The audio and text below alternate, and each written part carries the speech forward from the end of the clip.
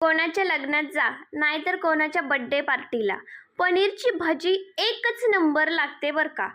काय माहिती आचार्य त्याच्यामध्ये कसले मसाले वापरतात. चला आज आपण आचार्याच्या पद्धतीने पनीरची भाजी बनवू. कढईमध्ये पनीर हलकासा सोनेरी कलर येईपर्यंत भाजून घेऊ. कांदा, टोमॅटो, काजू, हिरवी मिरची, लसूण, अद्रक आवडीप्रमाणे खडे मसाले, थोडंसं मीठ घालून मऊ शिजून घेऊ.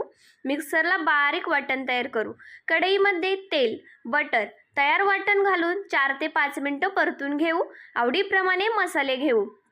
लाल मिरची पावडर, धना पावडर आणि पनीर मसाला. नंतर 1 ग्लास पाणी घेऊ.